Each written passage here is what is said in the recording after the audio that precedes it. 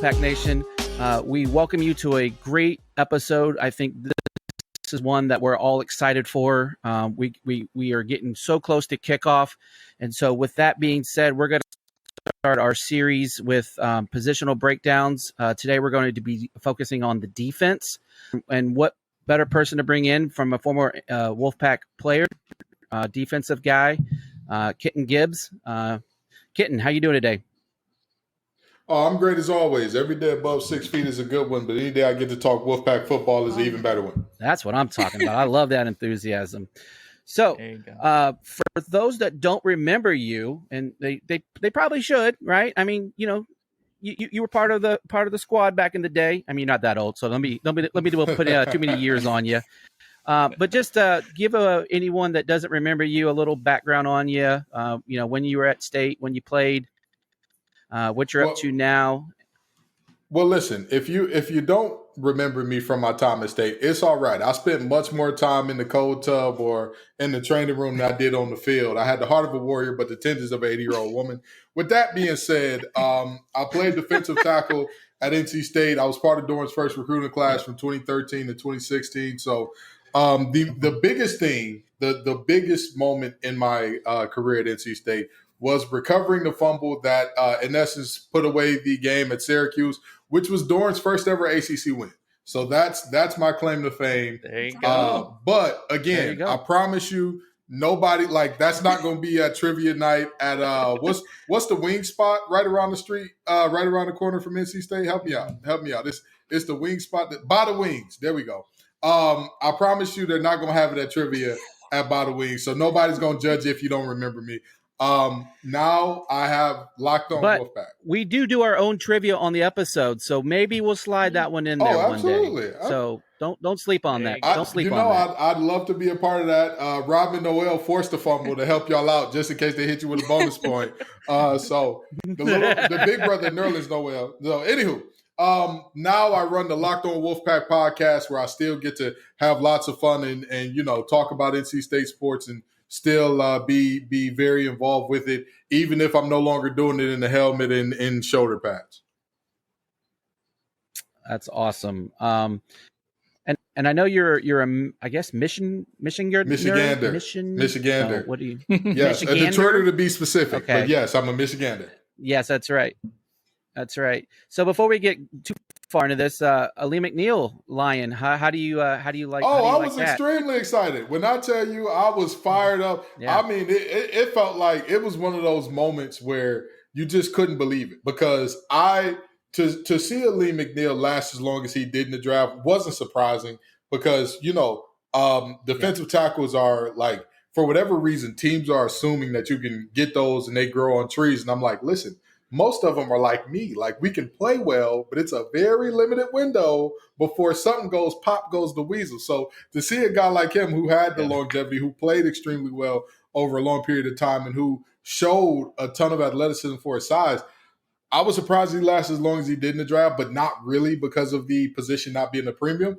But, oh, man, when I tell you I was as excited could be, it was a great moment for me to see him get drafted to the Lions, and so it's one of those moments where one of the folks that you rooted for in college goes to your favorite professional team, and I couldn't wish for much more, and for him to make the all rookie team as well. I know, one of those things that it's a story made in Hollywood.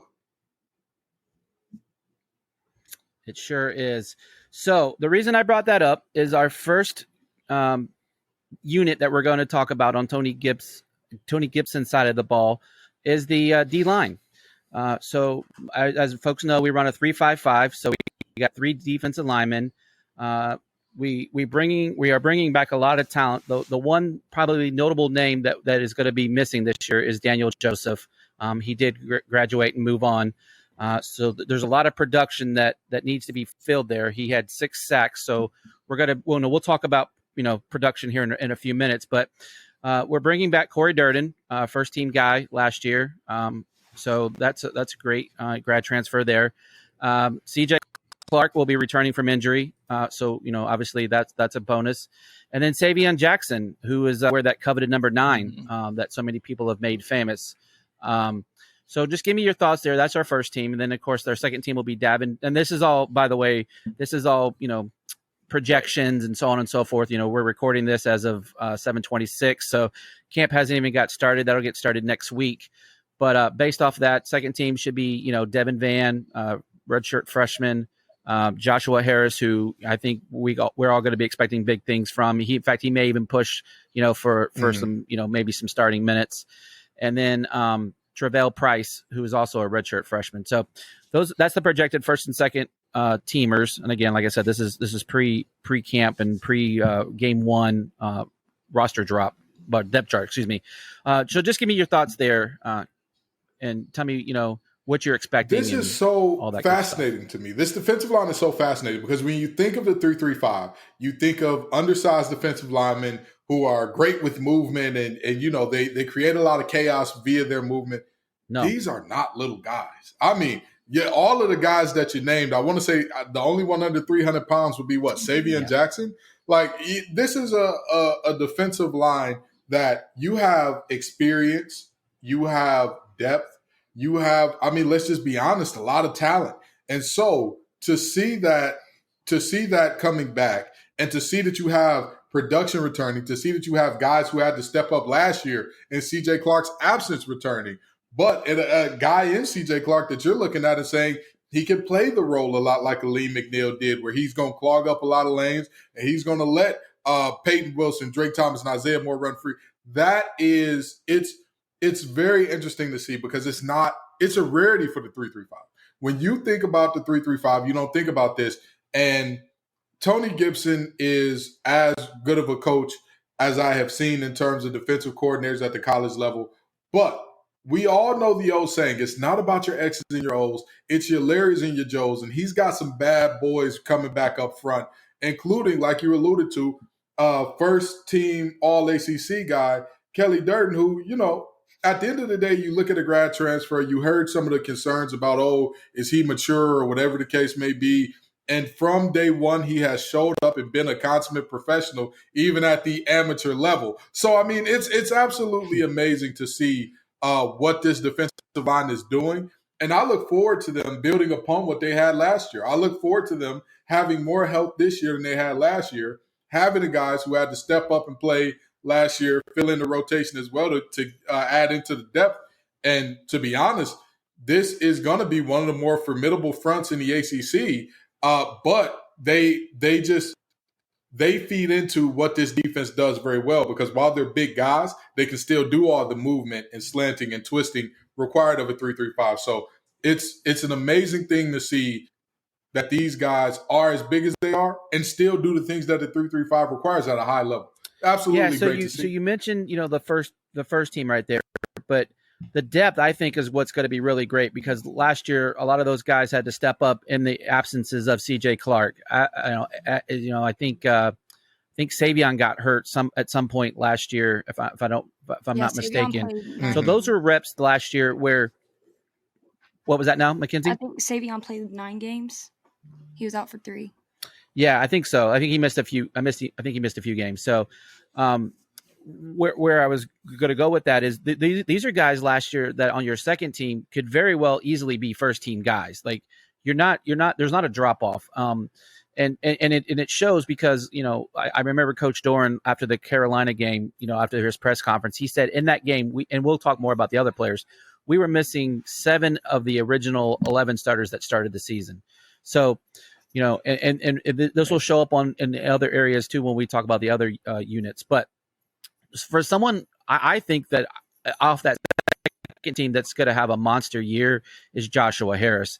I think he's lost like 30 to 40 pounds, if I'm not mistaken. So they're saying that he's just gotten so much stronger and quicker, in Coach Thunder's program. So off that second team, who do you see that could be a real breakout kind of player for us? Well, you took the words out of my mouth, but let me tell you something about Josh Harris. With the first time I ever saw him play, I said to myself, if he can drop about 30, he's going to be a problem. He's going to be a problem because the strength was there.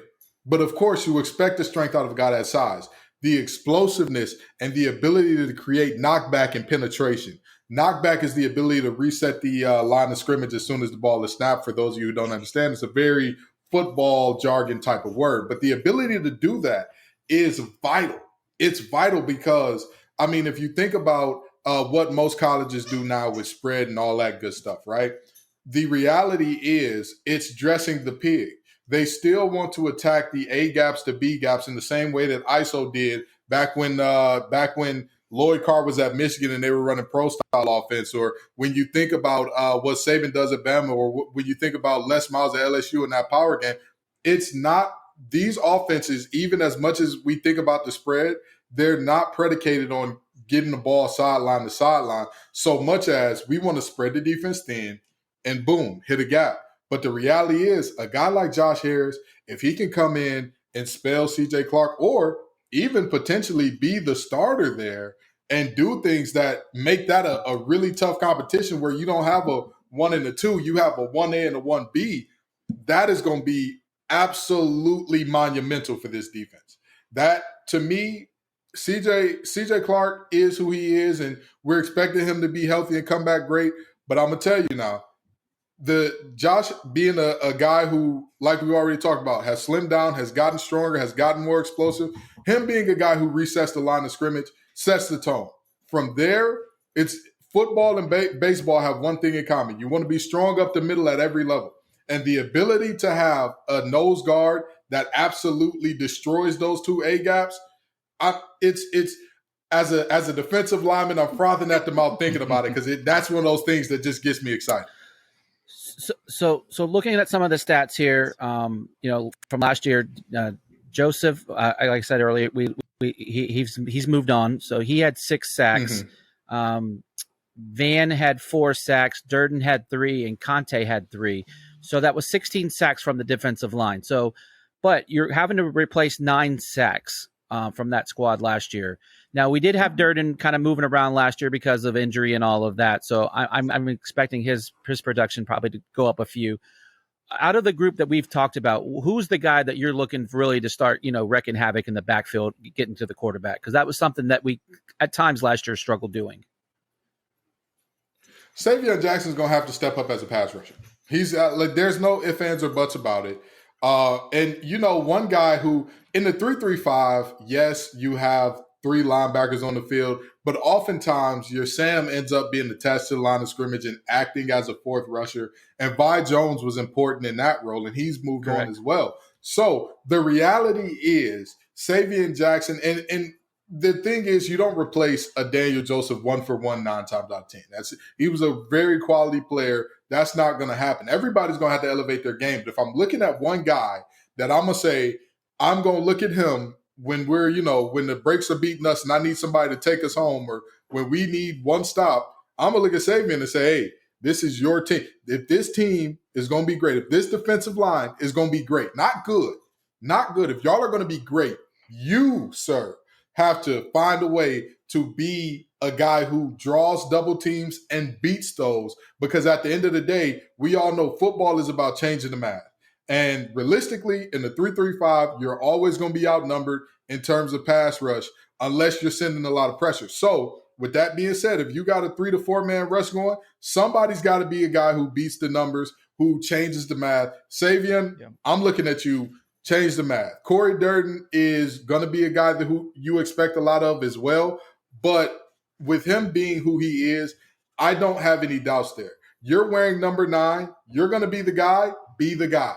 Period. Yeah, absolutely. That's a great point there. Before we continue, I want to take a quick second to tell you about our sponsor, Flatlands Jessup Insurance Group, that has your whole world covered, with agents in 5 offices throughout Eastern North Carolina to help you decide how much coverage you need. Offering policies for home and auto, recreational vehicles, commercial, crop, health, life, and employee benefits. They are able to combine options to find a comprehensive solution that works for you. Flatlands Jessup protects the things you love so you can spend less time worrying and more time enjoying them. Find them on Facebook and Instagram at Flatlands Jessup. You can also visit their webpage at www.flatlandsjessup.com. So please make sure to go and check them out. So let's talk about a little bit about the rush defense, because it starts up front with the push from those guys, and then obviously you get your second, your linebackers filling gaps. Last year we averaged giving up about 124 yards a game. So not bad there. I don't think. So with that being said, though, I would be okay with production again this year. I don't know where that ranks, the ACC and so on and so forth, but talk a little bit about like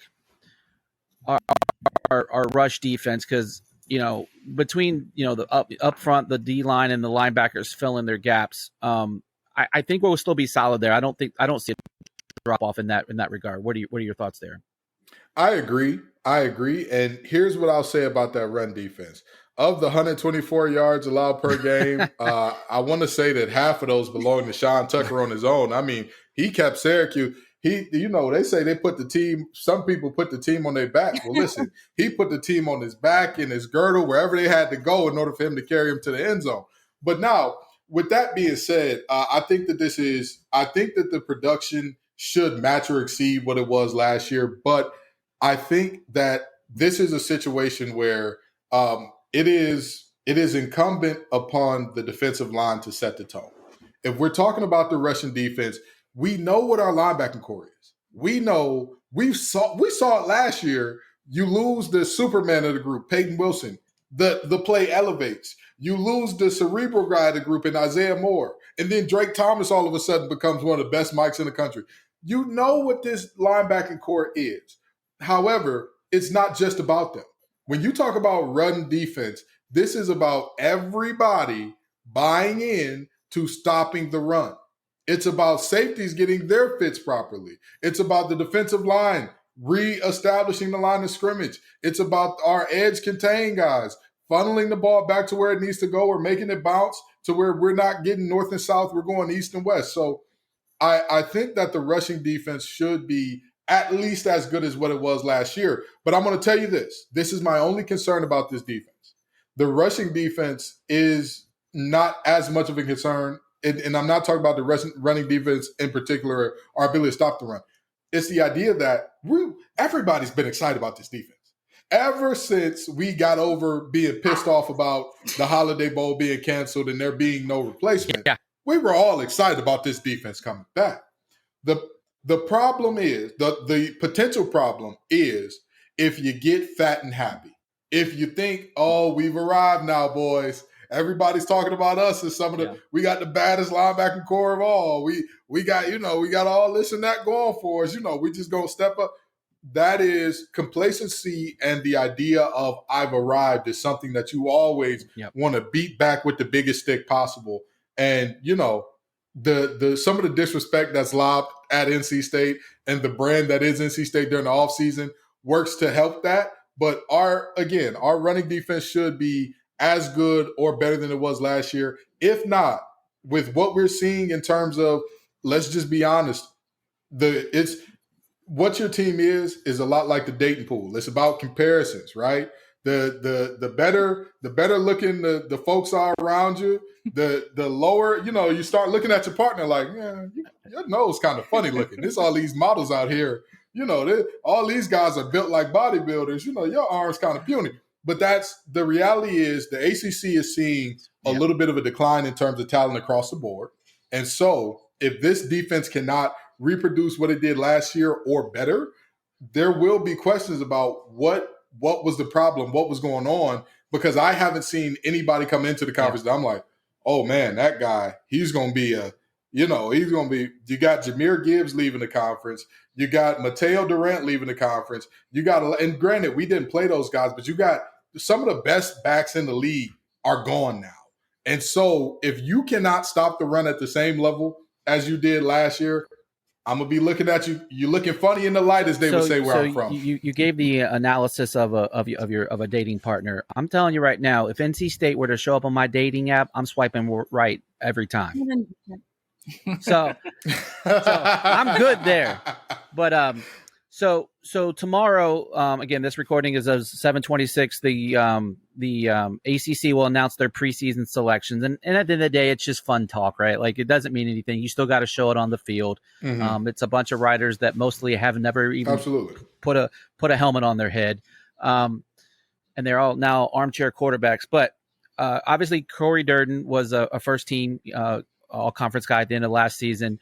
Who on this unit do you would you expect, or would get some of those considerations? Honorable mention, first team, second team. What are your thoughts on that?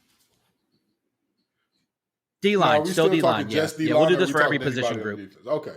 So if we're talking D-line, I don't think that there is anybody else that would get heavy consideration. Maybe Savion Jackson, because while his season was cut short, he was very effective in the time that he was able to play. Like, that's just the reality there.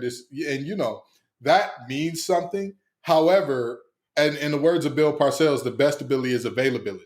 So that may end up hurting them in the long run.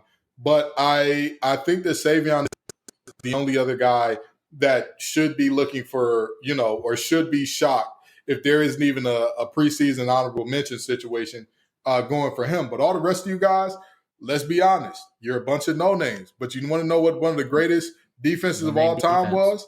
The no-name defense of the, what was it, the 1972 Dolphins? Yep, that was the undefeated one. Yep. The only undefeated team in NFL history from start to finish, they had the no-name defense. So guess what? No-name guys in that room, it don't matter if people know your name right now. Go make them know your name.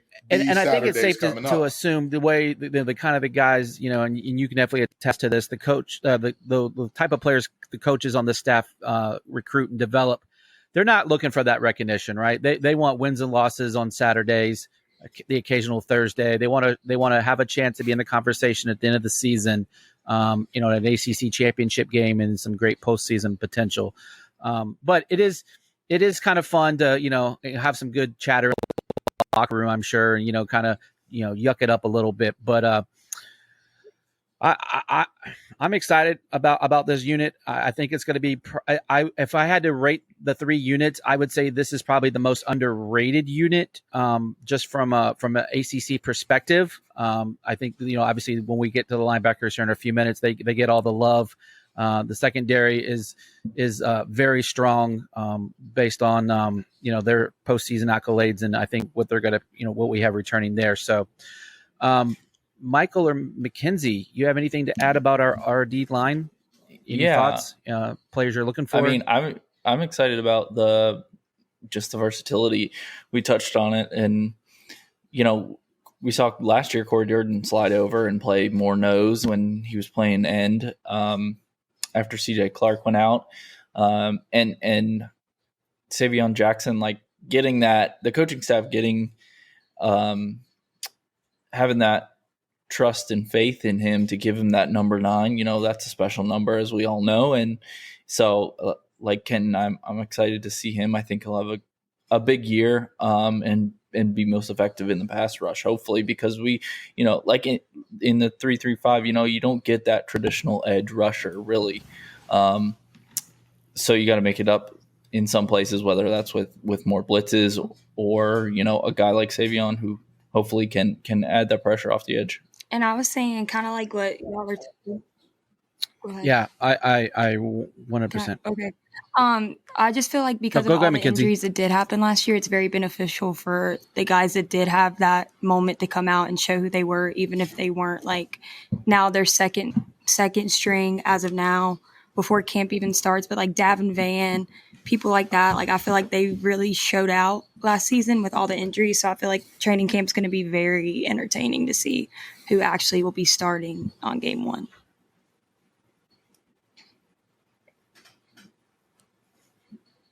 Yeah.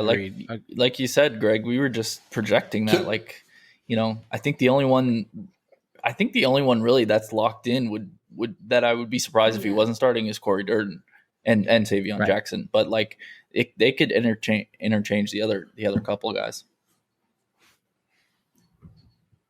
One of the things that I want to piggyback off that Mackenzie said there was about Davin Van, okay?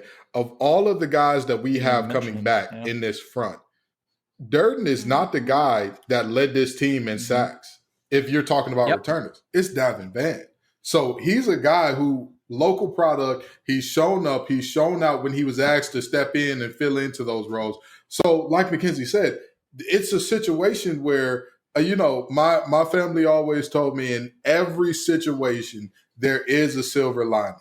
There is something to hold your head up about. And in this situation, and all the injuries that we had last year, and talking about, hey, 8 of our starters were going for the last game, you saw guys like Davin step up in ways that you're like, oh, wait a minute, who's this guy again? When he committed, I didn't hear too much about it. It was like a thief in the night. He just kind of snuck in and signed his letter of intent. And this wasn't somebody that you thought like, oh, man, he's going to be a huge pass rusher from day one. And yet he showed up, he showed out. And so, like you all said, we are talking about these guys via projections. Right. We don't know who the starter's going to be. Because it's hard to bench that type of production out of was he a true freshman or redshirt freshman? I want to say redshirt. Give me 1 second. He's a redshirt freshman this year. So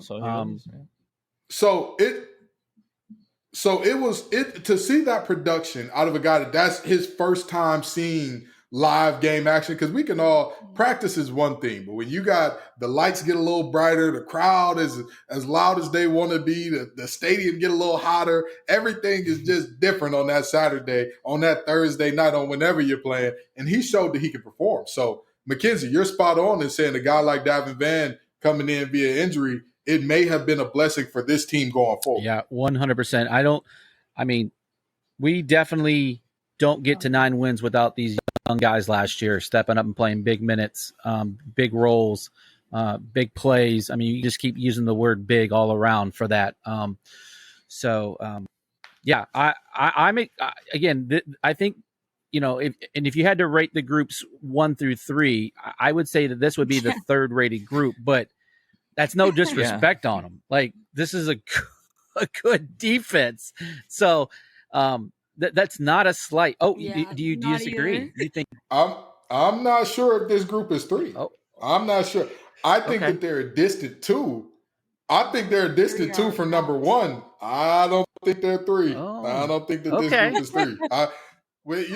And I may be biased. Yeah, you're one of those big uglies. You're one of those big uglies. But hey, listen, I'm one of the big pretty guys. You understand that the big uglies is the offensive lineman. That ain't me. Oh, all right, that ain't me. I do my sack dance and all that. Just letting you know. That's fair. I consider all linemen big uglies. Hey, I was a lineman too. So look at this face. I have a face for radio. So, but with that being said, I think we're going to cut it right here because I don't want to talk about the linebackers because that's going to be a good conversation. I think we could easily get lost in the linebacker conversation. So the ultimate cliffhanger, Wolfpack Nation, you got to come back for part 2. We're going to talk some more. We'll talk linebackers. We'll talk secondary. We'll talk a little bit more about expectations for next season. So please come back. We promise to deliver. There will be no clickbait. So with that being said, Wolfpack Nation, we appreciate you. Don't forget to like, subscribe, hit that bell. I think that's all of them, but just come back for part 2. All right, Wolfpack Nation. All right, we'll see you next time.